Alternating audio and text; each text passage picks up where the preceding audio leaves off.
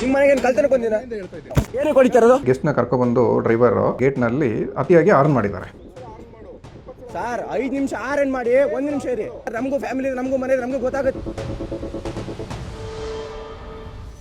Hello ನಮಸ್ಕಾರ, Coorg bus ನೈ ಕಂಟೆಂಟ್ಗೆ ನಿಮಗೆಲ್ರಿಗೂ ಸ್ವಾಗತ. ನಾನು ಕಿಶೋರ್ ರೈ, ಕತ್ತಲೆಕಾಡು.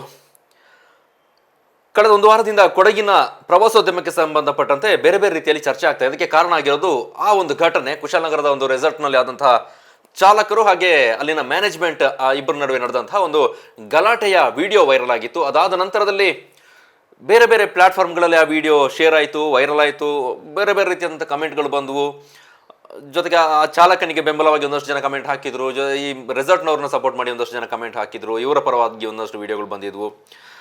ಅದಾದ ನಂತರದಲ್ಲಿ ಕೊಡಗಿನ ಪ್ರವಾಸೋದ್ಯಮದ ಕುರಿತಾಗಿ ಬೇರೆ ಬೇರೆ ಮಂದಿ ವಿಡಿಯೋ ಮಾಡಿ ಹಾಕ್ಲಿಕ್ಕೆ ಶುರು ಮಾಡಿದ್ದಾರೆ, ಪೋಸ್ಟ್ಗಳನ್ನ ಶೇರ್ ಮಾಡೋಕ್ಕೆ ಶುರು ಮಾಡಿದ್ದಾರೆ. ಪ್ರವಾಸೋದ್ಯಮದಿಂದ ಆಗ್ತಿರೋಂಥ ಅನಾಹುತ ಜೊತೆಗೆ ಸಮಸ್ಯೆಗಳ ಬಗ್ಗೆ ಹಿಂದೆನೂ ಕೂಡ ನಾವು ಮಾತಾಡಿದ್ದೇವೆ. ಆದರೆ ಇಲ್ಲಿ ಈ ಕಂಟೆಂಟ್ನಲ್ಲಿ ನಾನು ಆ್ಯಕ್ಚುಲಿ ಏನಾಗ್ತಾ ಇದೆ, ನಾನು ಆ ವಿಡಿಯೋವನ್ನು ಕೂಡ ಗಮನಿಸಿದೆ, ಅವರ ರೆಸಾರ್ಟ್ನವ್ರನ್ನು ಕೂಡ ಮಾತಾಡಿಸಿದೆ. ಅವರ ವರ್ಷನ್ ಏನಿದೆ ಅನ್ನೋದು ನಾನು ಹೇಳ್ತೇನೆ. ಅದಕ್ಕಿಂತ ಮುಂಚೆ ನೀವೇನಾದ್ರು ಫಸ್ಟ್ ಟೈಮ್ ನಮ್ಮ ಚಾನಲ್ನ ಸಬ್ಸ್ಕ್ರೈಬ್ ಮಾಡದೆ ನೋಡ್ತಾ ಇದ್ದಾರೆ, ಸಬ್ಸ್ಕ್ರೈಬ್ ಮಾಡ್ಕೊಳ್ಳಿ. ಹಾಗೆ ಫೇಸ್ಬುಕ್, ಇನ್ಸ್ಟಾಗ್ರಾಮ್ನಲ್ಲೂ ನಮ್ಮ ಚಾನಲ್ನ ಅಕೌಂಟ್ ಇದೆ, ಅಲ್ಲೂ ಕೂಡ ಫಾಲೋ ಮಾಡ್ಕೊಳ್ಳಿ. ಯೂಟ್ಯೂಬ್ನಲ್ಲಿ ಜಾಯಿನ್ ಆಪ್ಷನ್ ಇದೆ, ನಮ್ಮ ಯೂಟ್ಯೂಬ್ ಮೆಂಬರ್ಶಿಪ್ಪನ್ನು ಕೂಡ ತೆಗೆದುಕೊಳ್ಬಹುದು. ವಾರದ ಹಿಂದೆ ಕುಶಾಲನಗರದ ಅವಕಾಡೋ ರೆಸಾರ್ಟ್, ನಾನು ಮೆನ್ಷನ್ ಮಾಡಿ ಹೆಸರನ್ನ ಯಾಕೆ ಹೇಳ್ತಾ ಇದ್ದೇನೆ ಅಂತ ಹೇಳಿದ್ರೆ, ಅವರ ರೆಸಾರ್ಟ್ ಕಡೆಯವರೇ ಬಂದು ಸ್ಪಷ್ಟನೆಯನ್ನು ಕೊಟ್ಟಿರುವ ಕಾರಣಕ್ಕಾಗಿ ಅವರ ಹೆಸರನ್ನ ಮೆನ್ಷನ್ ಮಾಡ್ತಾ ಇದ್ದೇನೆ. ಇಲ್ಲದಿದ್ದರೆ ನಾನು ಮೆನ್ಷನ್ ಮಾಡ್ತಾ ಇರಲಿಲ್ಲ. ಯಾಕಂದರೆ ಅವ್ರದ್ದು ಬಿಸ್ನೆಸ್, ಈ ಕಡೆ ಚಾಲಕ ಆತನದ್ದು ಕೂಡ ಆತನ ವೃತ್ತಿ, ಹೊಟ್ಟೆಪಾಡು. ಹಾಗಾಗಿ ಯಾರೋ ವಿಡಿಯೋ ಮಾಡಿದ್ರಿಂದಾಗಿ ಇನ್ನೊಬ್ಬರಿಗೆ ಡ್ಯಾಮೇಜ್ ಆಗಬಾರ್ದು, ಆ ಕಾರಣಕ್ಕಾಗಿ ಹೇಳ್ತಾ ಇರಲಿಲ್ಲ. ಈಗ ನಾನು ಅವರು ಎರಡು ಕಡೆಯಿಂದಲೂ ವಿಡಿಯೋ ಬಂದಿರೋ ಕಾರಣಕ್ಕಾಗಿ, ಇವರು ಸ್ಪಷ್ಟನೆ ಕೊಟ್ಟಿರೋ ಕಾರಣಕ್ಕಾಗಿ ಅವರ ಹೆಸರನ್ನು ಮೆನ್ಷನ್ ಮಾಡ್ತಾ ಇದ್ದೇನೆ. ವಾರದ ಹಿಂದೆ ಅಲ್ಲಿಗೆ ಎಲ್ಲೋ ಹೊರಗಡೆ ಬೆಂಗಳೂರಿನ ಕಡೆಯಿಂದ ಒಂದು ಟಿ ವಾಹನದಲ್ಲಿ ಪ್ರವಾಸಿ ಫ್ಯಾಮಿಲಿ ಬಂದಿರುತ್ತೆ. ಒಂದು 3 ರೂಮನ್ನೇನೋ ಬುಕ್ ಮಾಡ್ಕೊಂಡಿರ್ತಾರಂತೆ. 3 ದಿನದಿಂದ ಅಲ್ಲಿ ಸ್ಟೇ ಆಗಿದ್ರು. ಇನ್ನೇನು ಚೆಕ್ಔಟ್ ಆಗಬೇಕು ಅನ್ನೋ ಕೊನೆಯ ಕ್ಷಣದಲ್ಲಿ ಆಗಿರುವಂಥ ಘಟನೆ ಇದು. ಅಲ್ಲಿ ಟಿಯ ಚಾಲಕ ಬಂದು ಅಲ್ಲಿ ಗೇಟ್ ಮುಂದೆ ಬಂದು ಹಾರ್ನ್ ಮಾಡ್ತಾನಂತೆ. ಹಾರ್ನ್ ಮಾಡಿದಾಗ ಅಲ್ಲಿನ ಮ್ಯಾನೇಜ್ಮೆಂಟ್ನ ಯಾರೋ ಒಬ್ಬರು ಬರ್ತಾರೆ. ಬಂದು ಕೇಳ್ತಾರೆ. ಅಲ್ಲಿ ಆ್ಯಕ್ಚುಲಿ CC ಕ್ಯಾಮ್ರಾ ವಿಡಿಯೋ ಇದೆ, ಆದರೆ ಸಮಸ್ಯೆ ಏನು ಅಂತಂದರೆ ಅದರಲ್ಲಿ ಆಡಿಯೋ ರೆಕಾರ್ಡ್ ಆಗಲಿಲ್ಲ. ನಾವು ಪ್ರತಿಯೊಂದು ಸಂದರ್ಭದಲ್ಲೂ CC ಕ್ಯಾಮ್ರಾ ಯಾಕಾಗಿ ಇಂಪಾರ್ಟೆಂಟ್ ಆಗುತ್ತೆ ಅನ್ನೋದಕ್ಕೆ ಈ ಘಟನೆ ಒಂದು ಸಾಕ್ಷಿಯಾಗಿ ನಾವು ಪರಿಗಣಿಸಬೇಕಾಗುತ್ತೆ. ಈ ಘಟನೆಯನ್ನು ಉದಾಹರಣೆಯಾಗಿ ನಾವು ತೆಗೆದುಕೊಳ್ಬೇಕಾಗುತ್ತೆ. ಕೇವಲ CC ಕ್ಯಾಮ್ರಾ ಹಾಕಿದರೆ ಸಾಲೋದಿಲ್ಲ. ಅದರಲ್ಲಿ ಈಗ ಟೆಕ್ನಾಲಜಿ ತುಂಬಾ ಅಪ್ಡೇಟ್ ಆಗಿದೆ. ಕನಿಷ್ಠ ಧ್ವನಿ ರೆಕಾರ್ಡ್ ಆಗುವಂತಹ CC ಕ್ಯಾಮ್ರಾವನ್ನಾದರೂ ಹಾಕಿದ್ದಿದ್ರೆ, ಇವರೇನು ಈಗ ಡಿಪೆಂಡ್ ಮಾಡ್ಕೊಳ್ತಾ ಇದ್ದಾರೆ, ಯಾರು ಅವಕಾಡೋ ರೆಸಾರ್ಟ್ನವರು, ಅದಕ್ಕೆ ಒಂದಷ್ಟು ಪುರಾವೆ ಸಿಗ್ತಾ ಇತ್ತು. ಈಗ ಅವರು ಕೇವಲ ವಿಡಿಯೋವನ್ನು ಮಾತ್ರ ಇಟ್ಕೊಂಡಿದ್ದಾರೆ. ಅಲ್ಲಿ ಯಾರು ಏನು ಮಾತಾಡಿದ್ರು ಗೊತ್ತಿಲ್ಲ. ಅದು ಈ ಚಾಲಕ ಏನು ರೆಕಾರ್ಡ್ ಮಾಡಿ ಹಾಕಿದ್ದಾರೆ ವಿಡಿಯೋ, ಅದರಲ್ಲಿ ಇರುವಂತಹ ಆಡಿಯೋ ಮಾತ್ರ ಈಗ ಸ್ಪಷ್ಟವಾಗಿ ನಮಗೆ ಕೇಳಿಸೋದು. ಅದರ ಆಚೆಗೆ ಅವರು ಮಾತಾಡಿದಂಥ ವಿಚಾರ, ಅದಾದ ನಂತರ ಏನಾಯಿತು ಯಾರಿಗೂ ಕೂಡ ಗೊತ್ತಿಲ್ಲ. ಕೇವಲ ವಿಡಿಯೋ ಫುಟೇಜ್ ಇದೆ, ಅದನ್ನು ನೋಡಿ ನಾವು ಡಿಸೈಡ್ ಮಾಡೋದಕ್ಕೆ ಆಗೋದಿಲ್ಲ. ಈಗ ಚಾಲಕ ಹೇಳುವ ಪ್ರಕಾರ ಆತ ಬಂದು ಅಲ್ಲಿ ಗೇಟ್ನ ಮುಂದೆ ಬರ್ತಾನೆ. ಬಂದಾಗ ಅಲ್ಲಿ ರೆಸಾರ್ಟ್ ಕಡೆಯವರು ಬರ್ತಾರೆ, ಬಂದು ಈತನ ಜೊತೆಗೆ ಸ್ವಲ್ಪ ಎರಗೇಟಾಗಿ ವರ್ತನೆ ಮಾಡ್ತಾರೆ ಅಂತೆ. ಈತನು ಕೂಡ ಸ್ವಲ್ಪ ರಿಪ್ಲೈ ಮಾಡ್ತಾರೆ. ನಂತರದಲ್ಲಿ ಮಾತಿಗೆ ಮಾತು ಬೆಳೆಯುತ್ತೆ. ಅವ್ರು ಹೋಗ್ತಾರೆ. ಪುನಃ ಈತ ಯಾರಿಗೋ ಫೋನ್ ಮಾಡ್ತಾರೆ. ನಡುವಲ್ಲಿ ಈತನ ಹೇಳುವ ಪ್ರಕಾರ ನಾನು ಒಳಗೆ ಇರೋ ಗೆಸ್ಟಿಗೆ ಫೋನ್ ಮಾಡಿದೆ. ಗೆಸ್ಟಿಗೆ ಫೋನ್ ಮಾಡಿ ಈ ರೀತಿ ಆಗ್ತಾ ಇದೆ, ನೀವು ಮಾತಾಡಿ ಅಂತ ಹೇಳ್ತಾರೆ ಅಂತ. ಅದಾದ ನಂತರ ಮತ್ತೆ ಬಂದು ನನ್ನ ಮೇಲೆ ಅವರು ಏರು ಧ್ವನಿಯಲ್ಲಿ ಮಾತಾಡ್ತಾರೆ. ನಾನು ವಿಡಿಯೋ ಮಾಡೋದಕ್ಕೆ ಮುಂದಾದಾಗ ನನಗೆ ಕೆನ್ನೆಗೆ ಹೊಡಿತಾರೆ, ತಳ್ಳುತ್ತಾರೆ ಅಂತೆಲ್ಲ ಆರೋಪ ಮಾಡಿದ್ದಾರೆ. ಇದು ಒಂದು ಭಾಗ. ಅನಂತರ ಅವರು ವಿಡಿಯೋ ಮಾಡಿ ಅದನ್ನು ಸೋಷಿಯಲ್ ಮೀಡಿಯಾದಲ್ಲಿ ಶೇರ್ ಮಾಡಿದ್ರು. ತುಂಬಾ ವೈರಲ್ ಆಯಿತು. ಅದರಲ್ಲಿ ಆ ರೆಸಾರ್ಟಿಗೆ ಒಳ್ಳೆ ರೇಟಿಂಗ್ ಇತ್ತು. ಆ ರೇಟಿಂಗನ್ನು ಇಳಿಸುವ ನಿಟ್ಟಿನಲ್ಲಿ ಪ್ರಯತ್ನ ಕೂಡ ಆಯಿತು. ಅನೇಕ ಮಂದಿ ಚಾಲಕರು ಅದಕ್ಕೆ ಕಮೆಂಟ್ ಹಾಕಿದ್ರು. ಅವರ ರೇಟಿಂಗ್ಗೆ 1 ರೇಟಿಂಗ್ ಕೊಡಬೇಕು, ಸಿಂಗಲ್ ರೇಟಿಂಗ್ ಕೊಟ್ಟು ರೇಟಿಂಗ್ ಡೌನ್ ಮಾಡಬೇಕು ಅನ್ನೋ ನಿಟ್ಟಿನಲ್ಲೆಲ್ಲ ಕರೆ ಕೊಡಲಾಯಿತು. ನಂತರ ಅದು ವರ್ಕೌಟ್ ಕೂಡ ಆಯಿತು. ನೋಡ್ತೀನಿ ಅದು ಎಷ್ಟು ರೇಟಿಂಗಿಗೆ ಇಳಿದಿದೆ ಅಂತ ಗೂಗಲ್ನಲ್ಲಿ. ಈಗ ನಾನು ಮೊನ್ನೆ ನೋಡೋತ್ತಿಗೆ 4.something ಏನೋ ಇತ್ತು. ಆ ಘಟನೆ ಆದ ವಿಡಿಯೋ ಫಸ್ಟಿಗೆ ಬಂತಲ್ಲ ಆ ಸಂದರ್ಭದಲ್ಲಿ. ಅದಾದ ನಂತರ ಈಗ ಟೋಟಲ್ 17,000 ರಿವ್ಯೂಸ್ ಇದೆ. 1.2 ರೇಟಿಂಗ್ ಗೂಗಲ್ನಲ್ಲಿ ಇದೆ. ಅದರಾಚೆಗೆ ಬೇರೆ ಬೇರೆ ಪ್ಲ್ಯಾಟ್ಫಾರ್ಮ್ಗಳಲ್ಲಿ ಅವ್ರ ರೇಟಿಂಗ್ ಇದೆ. ನಾನಿಲ್ಲಿ ಯಾರ ಪರವಾಗಿ ವಹಿಸಿ ಮಾತಾಡ್ತಾ ಇಲ್ಲ, ವಿಚಾರವನ್ನು ಮಾತಾಡ್ತಾ ಇದ್ದೇನೆ. ಒಂದು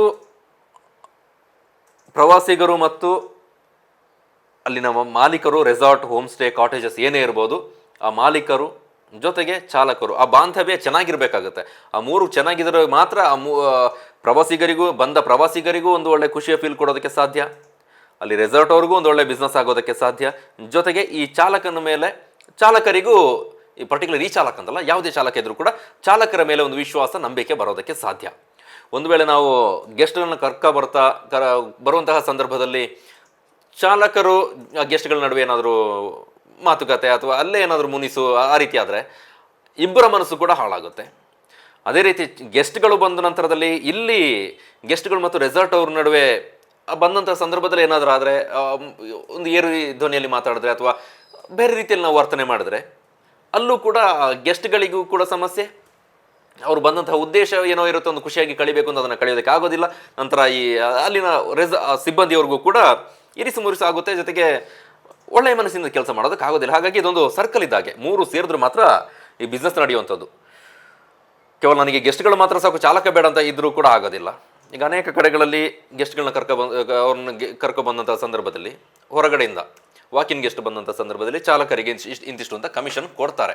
ಅದು ಲೀಗಲಿ ಅಂತ ಏನೂ ಅಲ್ಲ, ಬಟ್ ಅವರಿಗೆ ಒಂದು ಗೌರವಧನದ ರೀತಿಯಲ್ಲಿ ಕೊಡುವಂಥದ್ದು. ಈಗ ಆನ್ಲೈನ್ ಗೆಸ್ಟ್ ಬಂದಂಥ ಸಂದರ್ಭದಲ್ಲಿ ಕೊಡೋದಿಲ್ಲ, ಬೇರೆ ಬೇರೆ ಪ್ಲಾಟ್ಫಾರ್ಮ್ಗಳಲ್ಲಿ ಬುಕ್ಕಿಂಗ್ ಮಾಡ್ಕೊಂಡು ಬಂದಿರ್ತಾರೆ, ಅದು ಅವರಿಗೆ ಬಿಟ್ಟಂಥದ್ದು. ಆದರೆ ವಾಕಿನ್ ಬಂದ ಸಂದರ್ಭದಲ್ಲಿ ಕೊಡುವಂತಹ ಎಲ್ಲ ಕಡೆ ಅಂತಲ್ಲ, ಕೆಲವು ಕಡೆ ಕೊಡ್ತಾರೆ, ಅದಿರಲಿ. ಈ ಘಟನೆಯಲ್ಲಿ ಆ ಚಾಲಕನ ವರ್ಷನ ಹೇಳಿದಲ್ಲ, ಅದಾದ ನಂತರ ರೆಸಾರ್ಟ್ ಅವ್ರನ್ನ ಕೂಡ ನಾನು ಮಾತಾಡಿಸ್ದೆ. ಚಾಲಕನ ಕಾಂಟ್ಯಾಕ್ಟ್ ಮಾಡೋದಕ್ಕೆ ಟ್ರೈ ಮಾಡಿದೆ, ಬಟ್ ನನಗೆ ಕಾಂಟ್ಯಾಕ್ಟ್ ನಂಬರ್ ಸಿಗಲಿಲ್ಲ. ಇನ್ಸ್ಟಾಗ್ರಾಮಲ್ಲಿ ಮೆಸೇಜ್ ಹಾಕಿದ್ದೀನಿ ಇವತ್ತು, ನೋಡು ಸಿಕ್ಕಿದ್ರೆ ಅವರ ಮಾತಾಡಿಸ್ತೇನೆ. ಈ ರೆಸಾರ್ಟ್ನವರಿಗೆ ಸಂಬಂಧಪಟ್ಟವ್ರನ್ನ ಮಾತಾಡಿಸಿದಂಥ ಸಂದರ್ಭದಲ್ಲಿ ಅವರು ಹೇಳಿದ ವರ್ಷನ ಹೇಳ್ತೇನೆ. ಇದು ನನ್ನ ವರ್ಷನ್ ಅಲ್ಲ, ಅವರು ಹೇಳಿದ್ದು. ಅವರು ವಿಡಿಯೋ ಕೂಡ ಮಾಡಿ ಬಿಟ್ಟಿದ್ದಾರೆ ಅವರ ಸೋಷಿಯಲ್ ಮೀಡಿಯಾ ಪ್ಲ್ಯಾಟ್ಫಾರ್ಮ್ನಲ್ಲಿ. 3 ದಿನದಿಂದ ಗೆಸ್ಟ್ ಇದ್ರಂತೆ. ಈ ಚಾಲಕ ಏನು ಬಂದಾತ ಅಲ್ಲಿ ಗೇಟ್ನ ಬಳಿ ಬಂದು ಹಾರ್ನ್ ಮಾಡೋದು, ಜೊತೆಗೆ ಸಿಬ್ಬಂದಿಯ ಜೊತೆ ಒಂದು ರೀತಿ ದುರ್ವರ್ತನೆ ತೋರ್ತಾ ಇದ್ದ ಅನ್ನೋಂತಹ ಆರೋಪ ಅವ್ರು ಮಾಡಿರೋದು. ಆ ಸಿಬ್ಬಂದಿ ಕೂಡ ಅಲ್ಲಿನ ಮ್ಯಾನೇಜ್ಮೆಂಟ್ ಜೊತೆ ಹೇಳ್ಕೊಂಡಿದ್ರು. ಹಾಗಾಗಿ ಕೊನೆಯ ದಿನ ಇನ್ನೇನು ಗೆಸ್ಟ್ ಚೆಕ್ಔಟ್ ಆಗಬೇಕು ಅನ್ನೋಂಥ ಸಂದರ್ಭದಲ್ಲಿ ಈತ TTಯನ್ನು ಗೇಟ್ನ ಬಳಿ ತಂದು ಹಾರ್ನ್ ಮಾಡ್ತಾ ಇದ್ದಂಥ ಸಂದರ್ಭದಲ್ಲಿ ಈ ಸಲ ಸಿಬ್ಬಂದಿಯನ್ನು ಕಳಿಸೋದು ಬೇಡ, ನಾನೇ ಹೋಗಿ ಮಾತಾಡ್ತೇನೆ ಅಂತ ಅಲ್ಲಿನ ಅವರ ಹೆಸರು ಏನೋ ಇದೆ, ಅವ್ರು ಹೋಗಿ ಡೈರೆಕ್ಟ್ ಮಾತಾಡ್ತಾರೆ. ಆ ವಿಡಿಯೋದಲ್ಲಿ ಕಾಣ್ತಾರಲ್ಲ, ಅವರೇ ಹೋಗಿ ಮಾತಾಡೋದು. ಆ ಸಂದರ್ಭದಲ್ಲಿ ಅಲ್ಲಿ ಆಡಿಯೋದಲ್ಲಿ ಈ ಚಾಲಕ ಏನು ವಿಡಿಯೋ ಹಾಕಿದ್ದಾರೆ ಅದರಲ್ಲಿ ನಾವು ಗಮನಿಸ್ಬೋದು, ನೀನು 3 ದಿನದಿಂದ ನಾನು ನೋಡ್ತಾ ಇದ್ದೀನಿ ಅನ್ನೋಂಥ ವಿಚಾರವನ್ನು ಹೇಳ್ತಾ ಇದ್ದಾರೆ. ಅಂದರೆ 3 ದಿನದಿಂದ ಇವ್ರ ಕಡೆಯಿಂದ ಏನೋ ಸಮಸ್ಯೆ ಆಗಿದೆ ಅಂತ ಅವ್ರು ಮೆನ್ಷನ್ ಮಾಡಿರೋದು. 3 ದಿನದಿಂದ ನೋಡ್ತಾ ಇದ್ದೀನಿ, ಏನೋ ಮಾತಾಡ್ತಾ ಅಲ್ಲಿ ಒಂದಷ್ಟು ವರ್ಡ್ಸನ್ನು ಬಳಸ್ತಾರೆ, ತಪ್ಪು ಕೂಡ ಅದು. ಜೊತೆಗೆ ಹಲ್ಲೆಗೆ ಮುಂದಾಗಿದ್ದಾರೆ ಅನ್ನೋಂಥದ್ದು ಅದು ಕೂಡ ತಪ್ಪು. ಯಾರ ಮೇಲೆ ಕೈ ಮಾಡುವಂತಹ ಅಧಿಕಾರ ಆಗಲಿ ಅಥವಾ ಇನ್ಯಾರಿಗೋ ಕೆಟ್ಟ ಪದಗಳಿಂದ ಬೈಯುವಂತಹ ಅಧಿಕಾರ ಆಗಲಿ ಇಲ್ಲ. ಆ ಸಮಸ್ಯೆಯನ್ನು ಹರಿಸ್ಕೊಳ್ಳೋದಕ್ಕೆ ಬೇರೆ ಬೇರೆ ಮಾರ್ಗ ಇದ್ರೆ, ಆದರೆ ಎಲ್ಲರೂ ಕೂಡ ಒಂದೇ ರೀತಿ ಮನಸ್ಥಿತಿಯವರು ಇರ್ತಾರೆ ಅಂತ ಹೇಳೋದು ನಾವು ತಪ್ಪಾಗುತ್ತೆ. ನನ್ನ ಮನಸ್ಥಿತಿ ಒಂದು ರೀತಿ ಇದ್ದರೆ ನೀವು ನೋಡ್ತಿರೋರಲ್ಲೇ ಹಲವು ರೀತಿಯಾದಂತಹ ಮನಸ್ಥಿತಿ ಇರುವಂಥವ್ರು ಇರ್ತೀರಿ. ಹಾಗಾಗಿ ಒಂದೇ ರೀತಿ ಎಲ್ಲರೂ ಇರಬೇಕು ಅನ್ನೋದು ಕೂಡ ತಪ್ಪು. ಆದರೆ ಇಂತಹ ವಿಚಾರಗಳು ಬಂದಾಗ ಒಂದು ಸೂಕ್ಷ್ಮವಾಗಿ ಗಮನಿಸಬೇಕಾಗುತ್ತೆ. ಯಾಕಂತ ಹೇಳಿದ್ರೆ ದೊಡ್ಡ ಬಿಸ್ನೆಸ್, 5-6 ವರ್ಷದಿಂದ ಈ ಬಿಸ್ನೆಸ್ಸನ್ನು ಅವಕಾಡೋ ರೆಸಾರ್ಟ್ ಕಾಟೇಜಸ್ ಅಂತ ನಡೆಸ್ಕೊಂಡು ಬರ್ತಾ ಇದ್ದಾರೆ ಕುಶಾಲನಗರದಲ್ಲಿ. ಹಾಗಾಗಿ ಬಿಸ್ನೆಸ್ ಅಂದ ಕ್ಷಣಕ್ಕೆ ಎಲ್ಲವನ್ನು ಕೂಡ ನಾವು ಅಗ್ರೆಸಿವ್ ಆಗಿ ಹ್ಯಾಂಡಲ್ ಮಾಡ್ತೇವೆ ಅಂತ ಹೋದರೆ ಇಂತಹ ಅಚಾತುರ್ಯಗಳು ಆಗ್ತವೆ. ಅಷ್ಟು ವರ್ಷದ ಶ್ರಮವನ್ನು ನಮಗೆ ನಾವೇ ಮೈ ಮೇಲೆ ಹೇಳ್ಕೊಂಡು ಹಾಕೊಂಡ ರೀತಿಯೆಲ್ಲ ಆಗುತ್ತೆ.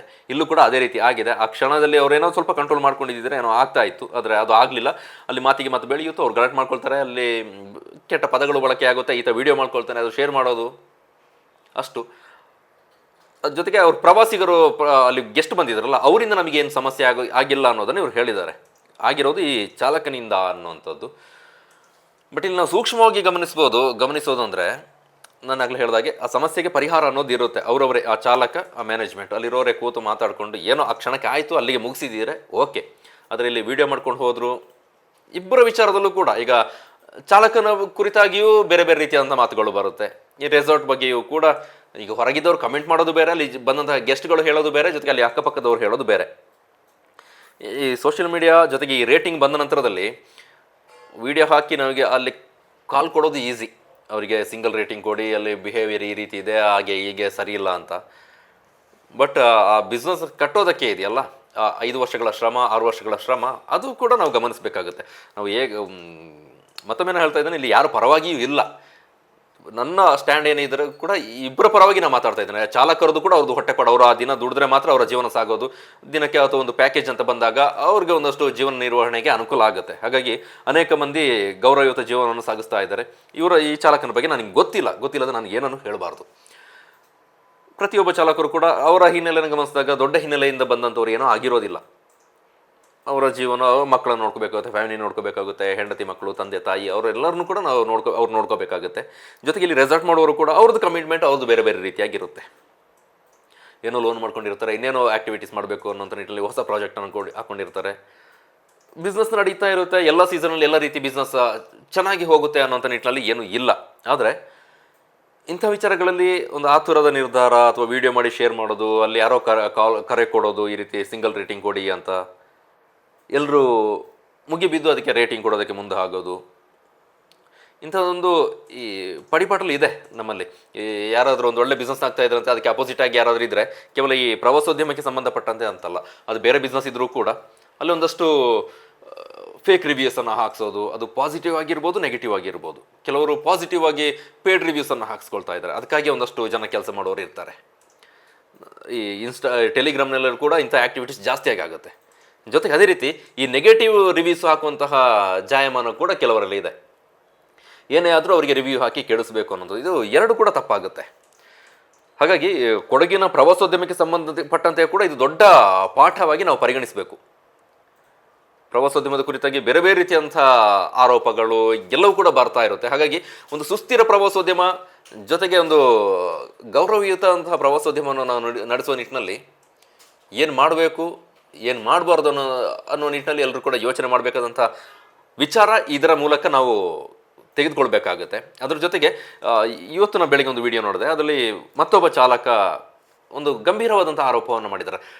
ಕೊಡಗು ಜಿಲ್ಲೆಗೆ ಎಂಟ್ರಿ ಆದ ನಂತರದಲ್ಲಿ ನಮಗೆ ಬೇರೆಯದ್ದೇ ರೀತಿಯಾದಂಥ ಅನುಭವ ಆಗುತ್ತೆ. ಅಲ್ಲಿನ ಜನ ವಾಹನದ ನಂಬರ್ ನೋಡಿಕೊಂಡು ನಮ್ಮ ಜೊತೆಗೆ ಬಿಹೇವ್ ಮಾಡ್ತಾರೆ. ನನ್ನ KA12, ನನ್ನ ಹತ್ರ 3 ಥರ ಗಾಡಿ ಇದೆ, KA12 ಇದೆ, ಬೇರೆ ಬೇರೆ ನಂಬರ್ನ ಗಾಡಿ ಇದೆ. ನಾನು KA12ನಲ್ಲಿ ಹೋದಾಗ ನನಗೆ ಯಾವುದೇ ಸಮಸ್ಯೆ ಆಗೋದಿಲ್ಲ. ಆದರೆ ನಾನೇ ವ್ಯಕ್ತಿ ಬೇರೆ ವಾಹನವನ್ನು ತೆಗೆದುಕೊಂಡು ಹೋದಾಗ ನನಗೆ ಅಲ್ಲಿ ಆಗುವಂಥ ಅನುಭವವೇ ಬೇರೆ, ಅಲ್ಲಿ ಜನ ನೋಡುವ ರೀತಿಯೇ ಬೇರೆ ಅನ್ನೋಂಥ ರೀತಿಯಲ್ಲಿ ಆರೋಪ ಮಾಡಿದ್ದಾರೆ. ಜೊತೆಗೆ ಭಜನ್ ಬೋಪಣ್ಣವರು ಕೂಡ ಅವೆಕಾಡೋ ರೆಸಾರ್ಟ್ನ ಕುರಿತಾಗಿ ಅಲ್ಲಿ ವಿಡಿಯೋನ ಮಾಡಿದರು. ಅವ್ರನ್ನ ಮೆನ್ಷನ್ ಮಾಡಿ ಇವರು ವಿಡಿಯೋನ ಮಾಡಿದ್ದಾರೆ. ನಾನು ಈ ರೀತಿ ಆರೋಪ ಮಾಡ್ತಾ ಇದ್ದೇನೆ, ಈ ರೀತಿ ವಿಚಾರ ನನಗೆ ಆಗ್ತಾ ಇದೆ, ಇದರ ಸಂಬಂಧಪಟ್ಟಂತೆ ನಿಮ್ಮ ಉತ್ತರ ಏನು ಅಂತ ಕೇಳಿದ್ದಾರೆ. ಗೊತ್ತಿಲ್ಲ ಭಜನ್ ಅವರು ಉತ್ತರ ಕೊಡ್ತಾರಾ ಅಂತ. ಬಟ್ ಈ ರೀತಿ ಆರೋಪ ಬಂದಾಗ ನಾವೆಲ್ಲ ಯೋಚನೆ ಮಾಡಲೇಬೇಕಾಗುತ್ತೆ. ಯಾಕೆಂತಂದರೆ ಸಹಜವಾಗಿ ಹೊರಗಡೆಯಿಂದ ಬಂದಾಗ ನಾನು ಕೂಡ ಅನೇಕ ಪ್ರವಾಸಿ ತಾಣಗಳಲ್ಲಿ ಗಮನಿಸಿದ್ದೇನೆ. ನಾವು ಹೋಗ್ತಾ ಇದ್ದೇವೆ ಅಂದ ತಕ್ಷಣ ಎಲ್ಲರ ಕಣ್ಣಲ್ಲಿ ನಮ್ಮ ನಂಬರ್ ಪ್ಲೇಟ್ ಮೇಲೆ ಬಿದ್ದಿರುತ್ತೆ. KA12 ಇದ್ದಾಗ ಎಲ್ಲ ಕಡೆಯಿಂದ ನಾನು ಹೇಳ್ತೀರಿ, ಎಲ್ಲರೂ ಅಂತ ಹೇಳ್ತಾ ಇಲ್ಲ. KA12 ಅಂತ ಇದ್ದಾಗ ಏನು ಸಮಸ್ಯೆ ಆಗೋದಿಲ್ಲ. ಆದರೆ ಬೇರೆ ಕಡೆ ವಾಹನ ಬಂದಾಗ ಅಡ್ಡಗಟ್ಟೋದು, ಅವ್ರನ್ನ ತಡೆಯುವಂಥದ್ದು ಪ್ರಯತ್ನ ನಾವು ಹಿಂದೆ ಒಂದು 4-5 ವರ್ಷದ ಹಿಂದೆ ಮಡಿಕೇರಿಯಲ್ಲಿ ಯಥೇಚ್ಛವಾಗಿತ್ತು. ಏನಂತ ಹೇಳಿದ್ರೆ ನಮ್ಮ ಸುದರ್ಶನ್ಗೆ ಸರ್ಕಲ್ನ ಬಳಿ, field marshal KM Cariappa circle ಬಳಿ ಒಂದಷ್ಟು ಜನ ನಿಂತ್ಕೊಳ್ಳೋರು ಸಂಜೆ ಹೊತ್ತು. ಟೂ ವೀಲರ್ನಲ್ಲಿ, ಕಾರ್ನಲ್ಲಿಲ್ಲ, ಟೂ ವೀಲರ್ನಲ್ಲೇ ಹೆಚ್ಚು ಬಂದು ನಿಂತ್ಕೊಂಡು ಹೊರಗಡೆಯಿಂದ ವಾಹನಗಳು ಬಂದಾಗ TT ಅಥವಾ ಇನ್ಯಾವುದೇ ಕೊಡಗಿನ ನಂಬರ್ ಹೊರತುಪಡಿಸಿ ಬೇರೆ ಕಡೆಯಿಂದ ನಂಬರ್ ಬಂದಾಗ ಗಾಡಿಯನ್ನು ಅಡ್ಡಗಟ್ಟಿ ನಿಮಗೆ ಹೋಮ್ ಸ್ಟೇ ಬೇಕಾ, ರೆಸಾರ್ಟ್ ಬೇಕಾ, ಆ ರೀತಿ ಕೇಳುವಂತಹ ಪ್ರಕ್ರಿಯೆಗಳು ಆಗ್ತಾ ಇದ್ವು. ಅದಾದ ನಂತರ ಪೊಲೀಸ್ ಇಲಾಖೆ ಗಂಭೀರವಾಗಿ ಪರಿಗಣಿಸಿ ಅದಕ್ಕೆ ಬ್ರೇಕ್ ಹಾಕಿತ್ತು. ಈಗ ಮತ್ತೆ ಶುರುವಾಗಿದೆ ಅಂತ ಇದೆ. ಇದು ಒಂದು ಭಾಗ. ಅದರ ನಂತರ ಈ ಪ್ರವಾಸಿ ತಾಣಗಳಲ್ಲೂ ಕೂಡ ಈ ಬಾಡಿಗೆ ವಾಹನಗಳಲ್ಲಿ ಜನ ನಂಬರನ್ನು ನೋಡಿ ಅವರ ಬಿಹೇವಿಯರ್ ಬದಲಾಗುವಂಥ ರೀತಿಯನ್ನು ಕೂಡ ನಾವು ಗಮನಿಸಿದೆ. ಹಾಗಾಗಿ ಈ ಚಾಲಕ ಕೂಡ ವಿಡಿಯೋವನ್ನು ಮಾಡಿ ಹಾಕಿದ್ದಾರೆ. ಬೇರೆ ಬೇರೆ ರೀತಿಯಾದಂಥ ಚರ್ಚೆಗಳು ಕೊಡಗಿನ ಪ್ರವಾಸೋದ್ಯಮಕ್ಕೆ ಸಂಬಂಧಪಟ್ಟಾಗಿ ಆಗ್ತಾ ಇದೆ. ಇಲ್ಲಿ ಎಲ್ಲರೂ ಕೂಡ ಬದುಕಬೇಕು. ಈ ಪ್ರವಾಸೋದ್ಯಮದಿಂದ ಅನೇಕರು ಜೀವನವನ್ನು ಕಟ್ಕೊಂಡಿದ್ದಾರೆ. ಬದಲಾದ ಕಾಲಘಟ್ಟದಲ್ಲಿ ನಾವು ಕೃಷಿ ಪ್ರಧಾನವಾದಂತಹ ಜಿಲ್ಲೆ, ನಂತರದಲ್ಲಿ ಬೇರೆ ಬೇರೆ ರೀತಿಯಾಗಿ ಎಷ್ಟು ಜನ ಗದ್ದೆ ಮಾಡ್ತಾ ಇದ್ದಾರೆ, ಎಷ್ಟು ಜನ ಕೃಷಿ ಮಾಡ್ತಾ ಇದ್ದಾರೆ, ಅದು ದೊಡ್ಡ ಪ್ರಶ್ನೆ. ಅನೇಕ ಗದ್ದೆಗಳು ಪಾಳು ಬಿದ್ದು ಹೋಗಿದೆ. ನಾವು ಇಲ್ಲಿ ಮಾತಾಡೋದು ಸುಲಭ, ಅದಕ್ಕೆ ಕಾರಣಗಳು ಅನೇಕ ಇದ್ದಾವೆ. ಅವರ ಸಮಸ್ಯೆಗಳನ್ನು ಕೂಡ ನಾವು ಗಮನಿಸಬೇಕಾಗುತ್ತೆ. ಜೊತೆಗೆ ಕೊಡಗಿನ ಪರಿಸರ, ಇಲ್ಲಿನ ಸೌಂದರ್ಯ, ಇಲ್ಲಿನ ಪ್ರವಾಸಿ ತಾಣಗಳನ್ನು ಬಳಸಿಕೊಂಡು ಅಲ್ಲೇ ಆದಂತಹ ಅಭಿವೃದ್ಧಿ, ಅದರ ನಂತರದಲ್ಲಿ ಈ ಪ್ರವಾಸಿ ಚಟುವಟಿಕೆಗಳು, ಪ್ರವಾಸೋದ್ಯಮಕ್ಕೆ ಸಂಬಂಧಪಟ್ಟಂಥ ಹೋಮ್ ಸ್ಟೇ, ರೆಸಾರ್ಟ್, ಕಾಟೇಜಸ್ ಯಥೇಚ್ಛವಾಗಿ ನಮಗೆ ನಿಯಂತ್ರಣಕ್ಕೆ ಸಿಗದ ರೀತಿಯಲ್ಲಿ ಅದು ಮುಂದುವರಿದು ಸಾಗ್ತಾ ಇದೆ. ಅದು ಲೀಗಲ್ ಆಗಿ ನಡೀತಿರೋದು ಒಂದು ಭಾಗ, ಇಲ್ಲೀಗಲಿ ನಡೀತಿರೋದು ಇನ್ನೊಂದು ಭಾಗ. ಅದು ಲೀಗಲ್ದು ಜಗತ್ತು ಅದೊಂದು ಬೇರೆ ರೀತಿಯದ್ದು, ಇಲ್ಲೀಗಲ್ ಜಗತ್ತು ಅದು ಬೇರೆ ರೀತಿಯದ್ದು. ಈ ಹಿಂದೆ ನಾವು ನ್ಯೂಸ್ ಪಂಚ್ನಲ್ಲಿ ಅನೇಕ ಸಂದರ್ಭದಲ್ಲಿ ಮಾತಾಡಿದ್ದೇವೆ. ಹಾಗಾಗಿ ಪ್ರವಾಸೋದ್ಯಮಕ್ಕೆ ಸಂಬಂಧಪಟ್ಟಂತಹ ಸಂಘಟನೆಗಳು, ಪ್ರವಾಸೋದ್ಯಮಿಗಳು ಈ ವಿಚಾರವನ್ನು ಇದು ನಮಗೆ ಸಂಬಂಧಪಟ್ಟಿದ್ದಲ್ಲ, ಯಾರೋ ಅವಕಡೋದವರಿಗೆ ಸಂಬಂಧಪಡ್ತು ಅಂತ ಅವರು ಸುಮ್ಮನೆ ಆಗೋದಕ್ಕಿಂತ ಎಲ್ಲರ ಕೂತು ಮಾತಾಡಿ ಇದಕ್ಕೆ ಸಂಬಂಧಪಟ್ಟ ಹಾಗೆ ಚಾಲಕರು, ಮಾಲೀಕರು ಎಲ್ಲರ ಹೊಂದಾಣಿಕೆ ಹೇಗೆ ಮಾಡ್ಕೊಂಡು ಹೋಗೋದಕ್ಕೆ ಸಾಧ್ಯ, ಜೊತೆಗೆ ಇಂಥ ಬೆಳವಣಿಗೆಗಳಾದಾಗ ಏನು ಮಾಡಬೇಕು, ಇಂಥ ಬೆಳವಣಿಗೆ ಆಗದೆ ಇರುವ ಹಾಗೆ ಆಗೋದಕ್ಕೆ ಏನು ಮಾಡಬೇಕು ಅನ್ನೋ ನಿಟ್ಟಿನಲ್ಲೆಲ್ಲ ಯೋಚನೆ ಮಾಡಬೇಕಾಗುತ್ತೆ. ಈಗ ಎರಡು ಕಡೆಯವರು ನಮ್ಮದು ಸರಿ ಅಂತ ಹೇಳ್ತಾರೆ, ಈ ಕಡೆ ಅವಕಾಡೋ ಅವರು ನಮ್ಮದು ಸರಿ ಅಂತ ಹೇಳ್ತಾರೆ, ಆ ಚಾಲಕ ನನಗೆ ಈ ರೀತಿ ಆಗಿದೆ, ನಾನೇನು ತಪ್ಪು ಮಾಡಿಲ್ಲ ಅಂತ ಹೇಳ್ತಾರೆ. ಹಾಗಾಗಿ ಸರಿ ತಪ್ಪು ಅವರವರೇ ಡಿಸೈಡ್ ಮಾಡ್ಕೋಬೇಕು. ಕೂತು ಮಾತಾಡ್ಕೊಳ್ಳುವಂಥ ಅವಕಾಶ ಇದೆ, ಆಗಿದ್ದಾಗಿದೆ. ಈಗ ಅವ್ರಿಗೂ ಸಮಸ್ಯೆ ಆಗಿದೆ, ಇವ್ರಿಗೂ ಅಂದರೆ ಚಾಲಕನಿಗೆ ಸಮಸ್ಯೆ ಅಂತ ಹೇಳಿದ್ರೆ ಅಲ್ಲಿ ಅವರಿಗೆ ಆ ಸಂದರ್ಭದಲ್ಲಿ ನನಗೆ ನೋವಾಗಿದೆ ಅಂತ ಹೇಳಿದ್ದಾರೆ. ಇವರಿಗೆ ಬಿಸ್ನೆಸ್ಸಿಗೆ ಒಂದಷ್ಟು ಸಮಸ್ಯೆ ಆಗಿದೆ. ಹಾಗಾಗಿ ಇಬ್ಬರು ಕೂತು ಮಾತಾಡಿದಾಗ ಎಲ್ಲರೂ ಮನುಷ್ಯರತಾನೆ, ಅವಕಾಶ ಇದೆ. ಆದರೆ ಇದು ಸಾಧ್ಯವಾಗಿ ಗೊತ್ತಿಲ್ಲ. ಹೋಟೆಲ್ನವರು ಮನಸ್ಸು ಮಾಡಬೇಕಾಗುತ್ತೆ, ಜೊತೆಗೆ ಆ ಚಾಲಕ ಕೂಡ ಮನಸ್ಸು ಮಾಡಬೇಕಾಗುತ್ತೆ. ಇದಾಗುತ್ತಾ ನೋಡೋಣ. ಈ ಬೆಳವಣಿಗೆ ಬಗ್ಗೆ ನಿಮಗೇನು ಅನಿಸುತ್ತೆ, ಜೊತೆಗೆ ಪ್ರವಾಸೋದ್ಯಮಕ್ಕೆ ಸಂಬಂಧಪಟ್ಟಂತೆ ನಿಮ್ಮ ಅನಿಸಿಕೆ ಅಭಿಪ್ರಾಯಗಳೇನು ಕಮೆಂಟ್ನಲ್ಲಿ ತಿಳಿಸಿ. ಥ್ಯಾಂಕ್ ಯು ಈ ಕಂಟೆಂಟ್ ನೋಡಿದ್ದಕ್ಕಾಗಿ. ಮುಂದಿನ ಕಂಟೆಂಟ್ನಲ್ಲಿ ಮತ್ತೆ ಸಿಗ್ತಾನೆ. ಎಲ್ಲರೂ ಕ್ಷೇಮವಾಗಿರಿ. ಧನ್ಯವಾದ.